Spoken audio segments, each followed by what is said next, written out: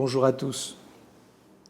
La Sidra de Va'et Hanan nous permet de revivre cet événement extraordinaire qui est le don de la Torah, au sujet duquel, c'est dans notre paracha qu'il est écrit, que Dieu a fait retentir sur le mont Sinaï une grande voix, et, selon l'expression du verset, c'était Kol Gadol, Velo Yassaf, une grande voix qui ne s'interrompait pas. Là-dessus, le Midrash, Tanchuma, donne deux explications. C'était une voix qui était grande parce qu'elle se subdivisait en 7 voix qui elle-même se traduisait en 70 langues.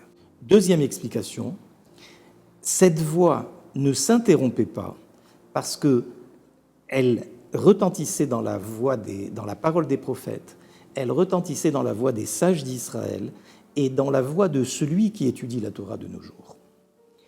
L'enseignement, ici, est fort, car le don de la Torah est quelque chose d'essentiel pour le peuple juif, puisque c'est un petit peu Dieu lui-même qui s'est donné dans la Torah, ainsi que l'expliquent nos sages dans le Talmud sur le mot Anochi, qui est les initiales de Hanan Afshi Ktavit Yavit. Moi, c'est moi-même qui me suis donné dans l'Écriture. Et finalement, le Midrash vient répondre à deux questions. Nous aurions pu penser que le Chumash, c'est la parole de Dieu. En est-il de même pour les prophètes? En est-il de même pour les Ketuvim? En est-il de même pour la loi orale? En est-il de même pour les derniers décisionnaires?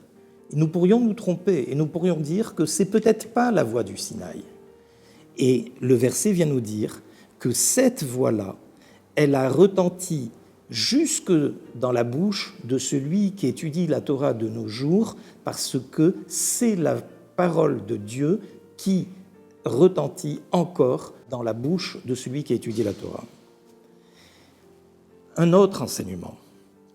Nous pourrions penser que l'étude de la Torah requiert une certaine sainteté et que par conséquent elle ne se conçoit que dans la langue sainte, c'est-à-dire en hébreu.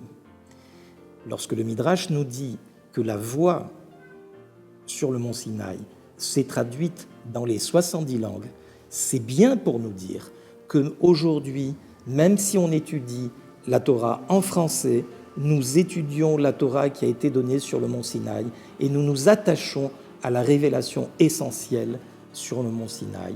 Et c'est quelque chose qu'il nous faut méditer et qui certainement nous encouragera à étudier avec encore plus de cœur et d'application. Merci à tous.